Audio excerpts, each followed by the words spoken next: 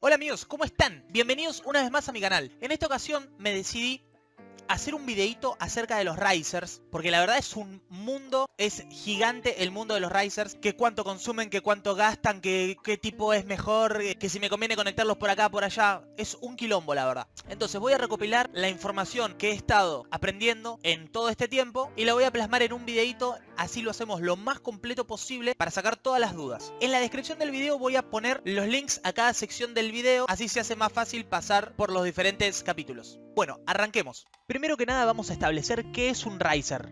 Un riser no es más que una tarjeta con un circuito impreso que le da a la placa mother de una computadora la opción de agregarle tarjetas de expansión. Los risers suelen ser utilizados por gamers para extender el espacio físico de la tarjeta de video y también para lograr colocarla de forma vertical, para que quede mucho más fachera. En este caso vamos a hablar de los PCI risers, que se utilizan para minería, que no son de expansión, sino que se utilizan por motivos de comodidad, logística y limitaciones de los puertos PCI de la placa madre. Ahora, sabiendo esto, ¿qué tipos de risers nos podemos encontrar en el mercado? Por un lado, tenemos la versión 006. Esta versión es alimentada únicamente vía Molex. Cuenta con 3 capacitores que son muy útiles para manejar picos de electricidad. No soy electricista, pero estoy seguro de que esta es una forma de protección. Por otro lado, tenemos la versión 008S, que también la pueden encontrar en su variante azul. Es la que frecuentemente encontramos en Latinoamérica. En Argentina lo pueden conseguir fácilmente por Mercado Libre. Este bundle viene con la tarjeta riser, el cable de datos USB y el adaptador PCIe 1X. La tarjeta cuenta con 4 capacitores de aluminio y 3 formas distintas de alimentación. Una entrada PCI de 6 pines, una entrada Molex y por último, una entrada tipo SATA, que más adelante vamos a hablar de este tema. Otra versión es la 009S, en mi caso la favorita, porque tiene unos lindos LEDs y como los gamers saben, más RGB son más FPS. Esta versión también cuenta con 4 capacitores. Como sistema de alimentación podemos encontrar 2 entradas PCI de 6 pines, para conectarlo da igual en cualquiera de las dos. Una entrada Molex y eliminaron la famosa entrada SATA. Conectar un PCI riser no es una ciencia. Basta con liberar el cable USB, tomamos la tarjeta gráfica y la insertamos en el puerto PCIe por 16. Luego la aseguramos con el plastiquito. Lo siguiente es conectar el cable USB al riser y el otro extremo al adaptador PCIe por 1. Por último lo conectamos a la placa madre de nuestro rig de minería.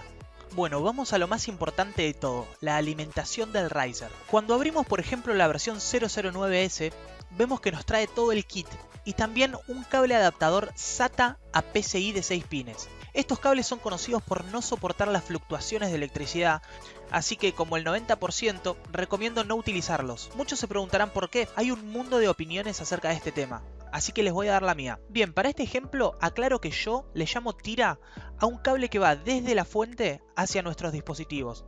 Primero analizamos el peor de todos, el cable SATA. El gráfico indica que soporta hasta 54 watts. Si lo enchufamos en el primer conector de la tira y le solicitamos esos 54 watts, los demás conectores no podrían brindar esa capacidad. Teniendo en cuenta que se dice que un riser a veces puede requerir un máximo de 75 watts, yo mido todo y nunca vi que pase esto, pero lo dice todo el mundo, no es recomendable para nada utilizar estos conectores para alimentar nuestros risers. Como alternativa podemos alimentarlos mediante conectores periféricos o Molex. Estos son muchísimo mejor que los SATA, de hecho yo los utilizo y nunca tuve ningún problema. El gráfico indica que soporta hasta 156 watts por tira. En las fuentes normalmente podemos encontrar tiras con hasta 3 conectores Molex. Hablando de fuentes, acá arriba les voy a dejar la fuente que yo recomiendo para minar. Si suponemos que cada riser puede consumir como máximo 75 watts, lo recomendable es no conectar más de 2 risers a cada tira. Por último, tenemos lo mejor de lo mejor, los mismos conectores PCI que utilizamos en la GPU. Estas tiras, que normalmente vienen de A2, pueden soportar un total de 288 watts en 8 pines y 216 watts en 6 pines. Esto quiere decir que si tenemos una placa de video que consuma, por ejemplo, 90 watts con overclock, podríamos alimentar tanto las placas como los risers con esa misma tira, utilizando los famosos splitters, que dicho sea de paso, yo recomiendo que los splitters sean de 8 pines de entrada y también de 8 pines de salida, nada de comprarlos de 8 a 6. Esos pesitos que te ahorrás pueden ser la diferencia entre esto y esto. Cuando la corriente se reparte entre los splitters, esta se combina, o sea, se divide el total de la tira entre los conectores que están en uso. Aclaro esto, si el conector no está enchufado, no está consumiendo nada.